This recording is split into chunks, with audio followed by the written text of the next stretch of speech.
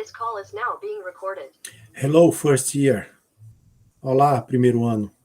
Essa é a nossa aula da semana 2, né? Tivemos um probleminha aí, estive afastado por alguns dias, um probleminha de saúde, mas estamos retornando essa semana agora, por conta dos feriados, né? Segunda e terça-feira. Eu estou deixando essa aula gravada hoje, quarta, porque vocês podem dar o adianto de vocês na disciplina de inglês, ok? Vamos então direto para a nossa aula. Eu vou projetar aqui o nosso caderninho de apoio, tá certo? E no nosso caderno de apoio, ele vai chegar aí para vocês, sei lá, chegou. Isso. No nosso caderno de apoio, que é o caderno de apoio para o primeiro ano, segunda unidade tem na capa dele, né? Nós estamos usando agora na quinta. Vocês vão ver que nós vamos começar aí no A Trilha é Sua, coloque a mão na massa. Então, aqui no Trilha é Sua, há um convite para que vocês observem nos textos lidos, né, que foi o I Too Am America e no Black or White, de Michael Jackson. Neles dois, são utilizados diversos tempos verbais, né, para expressar os pontos de vista, sentimentos, comportamentos e ações. O que a gente vai fazer é buscar nesses dois textos os tempos verbais Simple Present e Simple Future, ok? Nós vamos fazer uma pequena revisão desses dois tempos verbais para que vocês possam responder aos exercícios. Aqui a gente tem até um quadro que vocês têm acesso a ele, porque está no caderno de apoio, onde ele apresenta Simple Present e Simple Future, para que cada um serve, como se aplica e tal. Mas eu vou passar aqui direto eu vou parar essa apresentação e nós vamos passar direto para a apresentação do Simple Present, ok? Lembrando, isso é revisão. Nós já vimos Simple Present no início do ano, então vamos apenas dar uma revisada básica. O material é o mesmo, eu vou disponibilizar para vocês lá no Google Classroom, ok? Então tá lá, ensino médio, língua inglesa. Simple Present, também chamado de presente simples, né? É um tempo verbal da língua inglesa dos mais usados, ok? Ele corresponde ao presente do indicativo da língua portuguesa. Onde é que eu uso ele? Em ações habituais do presente, coisas que eu costumo fazer com uma certa rotina, mesmo que não seja todo dia. Se eu jogo bola uma vez por mês, ou uma vez por mês, se eu jogo bola uma vez por semana, isso é uma ação rotineira, ok? Verdades universais, do tipo, os bebês choram, os pássaros cantam, goste você ou não, isso vai acontecer. Sentimentos, quando eu falo que eu gosto, que eu amo, que eu odeio alguma coisa. Desejos, quando eu digo que eu quero ter algo, que eu quero fazer algo. Quando eu expresso opiniões, né, quando eu penso que, quando eu acho que. E minhas preferências, né, preferências de todos os tipos. Porque eu gosto de comer isso, eu prefiro comer aquilo, e aí vai. Todo tipo de preferência que é apresentado. Quando a gente faz uso do Simple Present, que é o presente simples, alguns advérbios a gente pode colocar nas frases para poder melhorar a compreensão do ouvinte. Então, eu tenho aqui expressões como now, que significa agora. Eu não vou ler a tradução não, porque está aí na frente, né? Então, nós temos como expressões now, always, never, today, every day, sometimes, often e generally. Normalmente são usados no Simple Present, ok? Vou dar alguns exemplos aqui. He plays soccer very well. Ele joga futebol muito bem. Tá aí. Isso ele faz muito bem. Agora, presente. She loves chocolate. Ok? Agora, no presente, ela gosta, ela adora, ama. They go to school in the afternoon. Eles vão para a escola à tarde. Eles vão para a escola de tarde. Não importa o dia, é sempre à tarde. Ok? I always uso das expressões. I always read the newspaper in the morning. Eu sempre leio o jornal pela manhã. Então, esse always aí, ele deu uma ajuda. Eu estou dizendo que eu leio o jornal pela manhã. Mas para ficar bem claro que isso só acontece pela manhã, eu utilizei o always. Olha outro exemplo aí. We generally travel to Brazil in December. Geralmente nós viajamos para o Brasil em dezembro. Geralmente. Aí já dá a ideia que não é uma coisa que acontece sempre, todos os anos, mas geralmente é o que acontece, né? Algumas regras para o presente simples. A conjugação do presente simples ela varia de acordo com a pessoa verbal, ou seja, eu tenho a mesma conjugação para a primeira e segunda pessoa do singular, primeira, segunda e terceira do plural. A terceira pessoa do singular é que sofre uma mudança. Que mudança é essa? Normalmente, a terceira pessoa do singular, he, she e it, ele ganha um S, um ES ou um IES. Existem algumas regrinhas que a gente vai ver mais à frente. Lembrando, para todas as outras pessoas, o verbo é sempre o mesmo, não tem variação, a forma é a mesma. Então, por exemplo, o verbo to work, que é o verbo trabalhar. Eu digo, I work every day. Terceira pessoa do plural, they work every day. Na terceira pessoa do singular, que é he, she ou it, eu vou dizer, he works every day. Ganha um S. Essa é a forma afirmativa. Na forma afirmativa, minha frase é composta de sujeito, o verbo principal e o complemento. Simples. Posso usar uma expressão daquela, Luciano? Pode, você pode colocar entre o sujeito e o verbo principal. Então eu posso dizer, I always work every day. Eu sempre trabalho todos os dias. Ou I generally work every day. Eu geralmente trabalho todos os dias.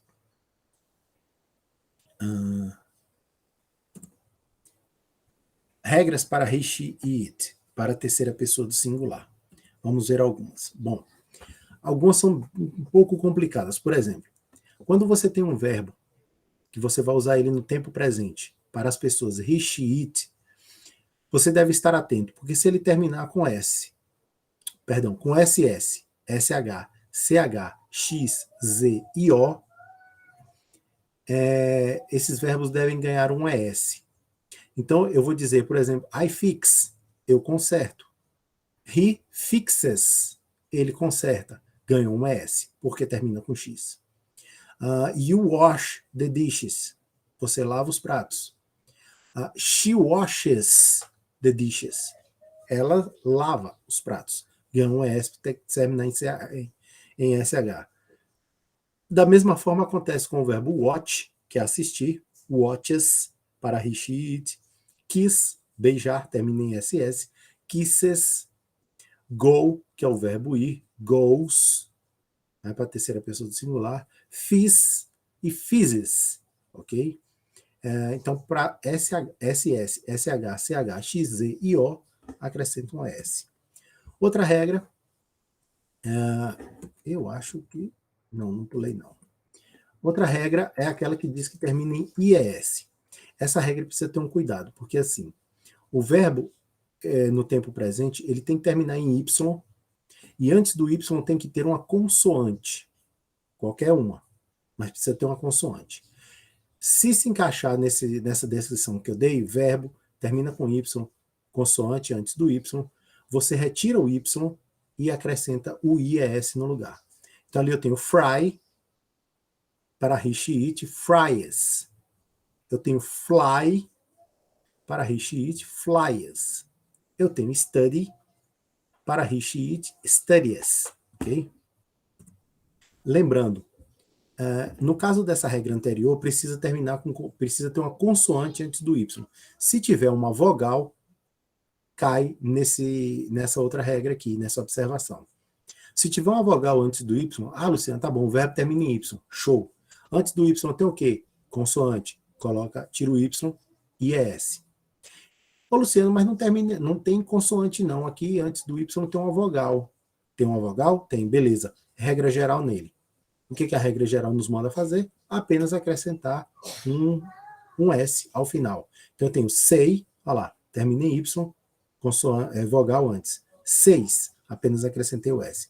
O mesmo para play e para enjoy. Termina em Y, mas tem uma vogal antes, basta acrescentar o S.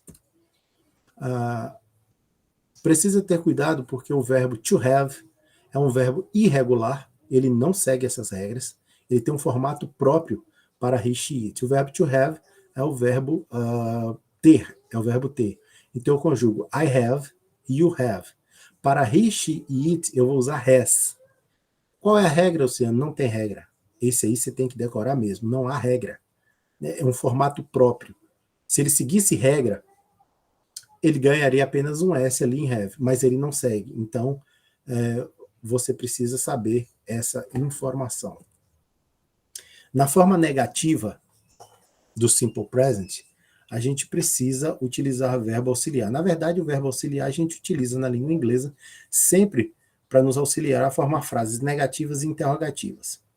No caso da forma negativa, no Simple Present, eu vou usar o do, ok? Então, eu uso o do para quem? Para I, you, we e they. He, she, it, vocês se lembram que eu disse que ele tem uma mudançazinha? Pois é. O do, quando ele entra numa frase com he, she, it, para formar uma frase negativa ou interrogativa, ele entra logo depois do sujeito. Então, ele assume o papel de primeiro verbo da frase. Quando ele assume o papel de primeiro verbo da frase, você vai reparar que o do termina em O. E a regrinha, para mudar o verbo na terceira pessoa do singular, me diz que quando o verbo termina em O, eu acrescento um ES. Então, o do para he, she, it é das, que é o mesmo do, só que com um ES, por conta de que ele é o primeiro verbo depois do sujeito. Tá? Bom, ainda na negativa, eu devo inserir o not depois do do e do das. Então, eu tenho lá I do not, que é a forma por extenso, ou eu posso dizer I don't work every day. Eu digo he does not every day, ou he doesn't every day. They do not, ou they don't every day. Vocês vão observar que o he está com uma mudançazinha, né? É o mesmo do, só que com um ES, porque é o primeiro verbo, precisa sofrer a mudança. Na forma interrogativa, observa-se também essa questão do ES no final do do para he, she, it, só que na forma interrogativa, o verbo auxiliar ele vem para o início da frase. O verbo auxiliar na frase negativa, vamos começar. O verbo auxiliar não aparece na frase afirmativa. Ponto. Precisa? Não, não precisa, ele não aparece. Ele só vai aparecer quando eu vou para negativa e para interrogativa. Na negativa, ele entra ali entre o sujeito e o verbo principal. O do ou das é colocado ali, entre um e outro. Na forma interrogativa, não. O do e o das, eles vêm para o início da frase. Eu vou mostrar os exemplos agora. Então, você tinha lá a frase I work every day. Eu vou dizer do I work every day? Eu dizia he works every day. Quando ele vem para o início, does he work every day? E aí eu vou chamar a atenção. Observe que a frase na afirmativa, quem tinha o S era o work. Quando eu mudei para negativa ou para interrogativa, o verbo, o primeiro verbo da frase, que sofre a mudança, é o do. Ele ganha o ES, das. Pronto.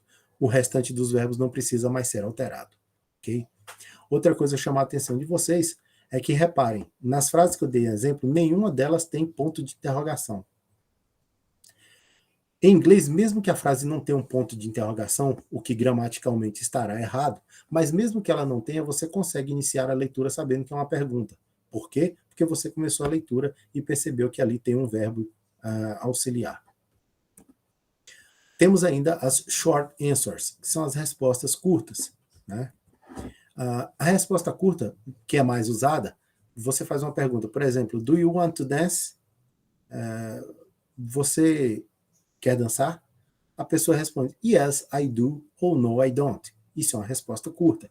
Por que curta? Porque eu usei a indicação de sim ou não, o sujeito e o verbo auxiliar. No caso da afirmativa, apenas o do. No caso da negativa, o do mais not, a forma abreviada don't. Isso é uma resposta curta, certo? Olha outro exemplo aí. Does she want to dance? Ela quer dançar? Yes, she does. Sim, ela quer. No, she doesn't. No, não, ela não quer. Mesma coisa. Indicação de sim ou não para começar a resposta, vírgula, o sujeito da resposta mais o verbo auxiliar. Lembrando que, normalmente, todo sujeito que aparece na pergunta, ele deverá estar na resposta. Isso só não acontece quando eu tenho perguntas com you. Pergunta com you, a resposta, como vocês podem ver aí nesse slide, é com I. Se eu invertesse e colocasse o I na pergunta, a resposta deveria vir com you. Isso é por causa do foco da pergunta, né? Então, quando eu digo você quer, você, quando me responde, se diz sim ou não, eu. Quando eu pergunto a você, eu quero, você, na hora de me responder, vai dizer sim ou não, você, Luciano, quer. Então, é a mesma coisa do português. Quando eu coloco você na pergunta, a sua resposta tem que ter eu. Quando eu coloco eu na pergunta, a sua resposta deve ter você, certo? Aqui finalizamos o Simple Present, ok?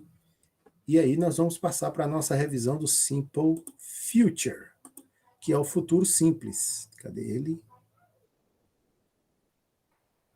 Aqui. Que é o futuro simples, tá certo? Vai chegar aí para vocês. Chegou. Bom, o futuro simples, eu vou abordar, evidentemente, eu vou usá-lo para expressar ações futuras, coisas que ainda irão ocorrer. Tá? Então, assim, a gente fala do passado, coisas que já aconteceram, a gente viu o presente, coisas que acontecem agora, e a gente fala do futuro, coisas que ainda vão acontecer. Ele pode indicar uma decisão que está sendo tomada no ato da fala. Além disso, pode expressar um pedido, uma promessa, um aviso, um convite ou uma oferta. Serve para tudo isso. Algumas expressões também são muito utilizadas no tempo futuro.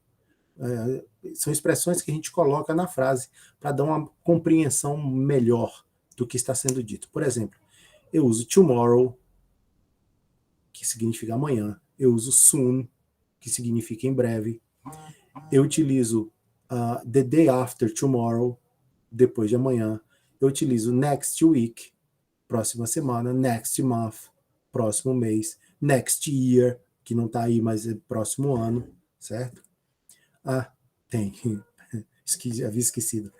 Next weekend, no próximo final de semana. Next year, próximo ano. In a few days, em poucos dias ou em alguns dias. In a short time, em um curto período de tempo. In hours, em algumas horas. Então, essas expressões eu posso colocar na frase para dar uma indicação se aquele evento futuro ao qual eu estou me referindo, se ele vai acontecer em poucos dias ou em algumas horas, em um curto período de tempo, ou no próximo final de semana, no próximo ano, na próxima semana. Aí fica a seu critério, de acordo com a ideia que você está querendo passar. A formação do Simple Future ela é muito simples. A frase é composta de sujeito, verbo auxiliar o will e o verbo de ação, que é o verbo principal. Lembrando que o will, que é o verbo auxiliar, ele não tem um significado próprio. Mas quando ele está na frase, por exemplo, eu dei aqui alguns exemplos de verbo. Talk é falar. Quando eu digo will talk, eu estou dizendo falarei ou falará. Walk, andar. Will walk, andarei ou andará. Run, correr. Will run, correrei ou correrá. Então, cada vez que você pega um verbo desse e coloca o will antes dele, você está dando a entender que aquela ação é futura. Ele não tem um significado, mas ele posiciona a frase dizendo, olha, estou falando de uma ação futura. Estou falando de uma ação futura. Aqui vocês podem ver o formato de composição da frase, que é sujeito, verbo will, que é o verbo auxiliar, o verbo principal é aquele que expressa a ação, e um complemento. Então eu tenho ali, ó, I will go to the church soon. Eu irei à igreja amanhã. Ou em breve.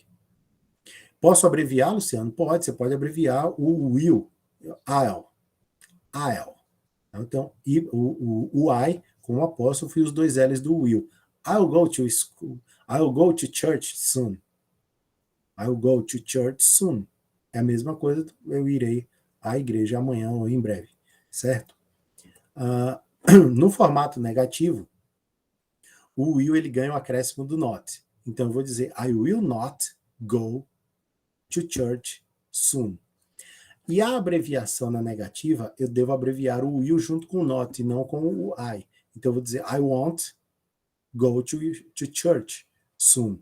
Então eu juntei ali o will e not, virou won't. Essa é a forma mais usada. Na interrogativa, como vocês sabem, o will vai sair da posição dele, que é lá entre o sujeito e o verbo principal, e vai vir para o início da frase. Então, ao invés de dizer I will go to school, só fala school, I will go to church soon, eu vou dizer Will I go to church soon? Okay. Temos o futuro também que utilizamos o going to, tá? O going to, ele dá uma ideia de uma ação futura que já está planejada, algo que vai acontecer com certeza. Porque quando eu utilizo o will, eu não dou certeza de que aquilo vai acontecer. Eu estou dizendo de algo que poderá acontecer no futuro. Quando eu uso o going to, que é o chamado immediate future, que é o futuro imediato, eu estou falando de uma ação que está planejada, alguma coisa que vai ocorrer. Eu vou tentar ser um pouco mais claro. Quando eu digo assim, I will buy a new car, eu comprarei um novo carro. Significa que eu tenho a vontade, eu tenho o desejo, mas isso não quer dizer que esse evento futuro ocorrerá.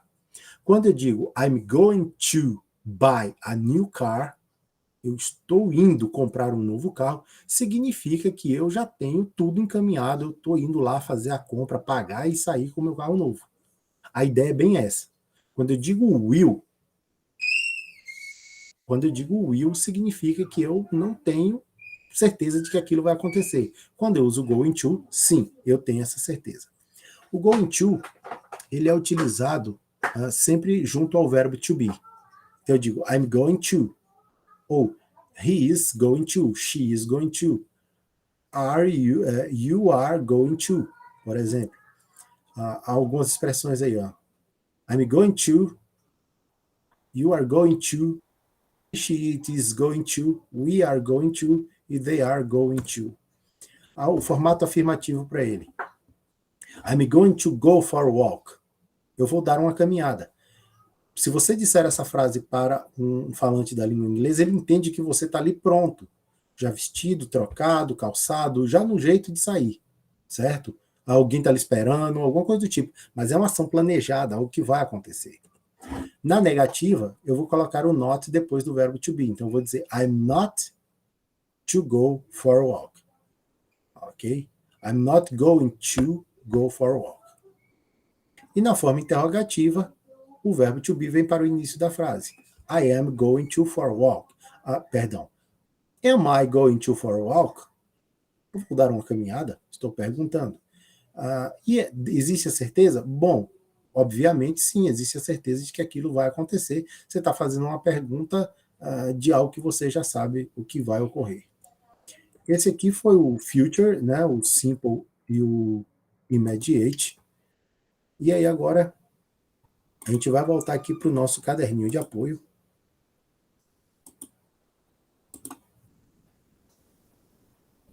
Vamos ver ele aí agora. Então, nós voltamos aqui para o quadro, onde ele apresenta, né, o will. Então aqui nós temos, olha, simple future, simple present, ações habituais. I eat in the kitchen, eu como na cozinha, almoço na cozinha, eu como é melhor. Ação não planejada, mas que pode acontecer. I will send the letter. Eu enviarei uma carta. E ação planejada ou prestes a acontecer. I'm going to dance with my girl. Eu irei dançar com a minha garota. Então, observe aí que nós temos dentro do Simple Future uma subdivisão, que é o Simple, evidentemente, e o Immediate, que é a ação planejada que vai acontecer. Aqui na trilha não coloque a mão na massa, tem algumas questões que você pode estar respondendo, e a proposta de intervenção também é para que vocês pudessem criar versos poéticos em inglês utilizando esses tempos verbais, mas isso eu não vou solicitar. Eu vou parar a apresentação agora, e nós vamos aqui para o nosso roteiro da semana, que estará lá disponível também. Vai chegar aí para vocês. Isso. No roteiro dessa semana, para a gente encerrar essa trilha, nós temos a revisão, né, o review do Simple Present e do Simple Future. E a tarefa da semana é responder atividades com esses dois tempos verbais. Está lá. Quem fizer impresso vai receber lá na escola. Quem fizer no Google Forms, né, no Google Classroom, terá um formulário prontinho para vocês utilizarem. Exercício 1 aqui, você vai colocar a frase em ordem. Eu tenho a frase, está correta, mas ela está toda fora os termos estão fora de ordem. Você deve colocar cada coisa no seu lugar. No exercício 2, você vai fazer correções gramaticais, né? O que está de errado? O que tem de errado nessa frase? Essa frase aqui, por exemplo, é a interrogativa. O que está de errado nela? Você vai reestruturar para ela ficar correta. Não significa que os termos estão fora de ordem, não. Pode ser que tenha termo fora de ordem, pode ser que esteja faltando um S, sobrando um S por aí afora. No exercício 3, eu tenho a respeito do Simple Future, fora do lugar também, os termos da frase, e aí você vai colocar em ordem. No 4, passar as frases para a forma negativa, e no número 5, passar para a interrogativa. Isso usando o Simple Future. Eu não fiz isso no Simple Present, porque a gente já fez isso anteriormente, ok? Então, é só um exercício de revisão para você poder trabalhar. E a tarefa 2, eu estou pedindo a opinião de vocês a respeito do racismo através dessas questões. Então, eu estou perguntando, what's your opinion about racism? A resposta deverá ser dada em inglês, ok? Is there racial prejudice in Brazil? How is it? What do you think about the tests? I'm too and black or white. What did you learn with this experience? Você deve elaborar as respostas em inglês ou em português e depois fazer a devida tradução, ok? Então, pessoal, é isso. Essa é a nossa atividade da semana 2. Vou parar essa apresentação aqui. Ela vai entrar hoje ainda, eu vou colocar hoje ainda no Google Classroom, vocês vão ser avisados lá no WhatsApp, como acontece sempre. E aí, você pode já responder às atividades, ok? Bye bye, qualquer dúvida eu estou na escola. Bye bye, see you next week. Bye.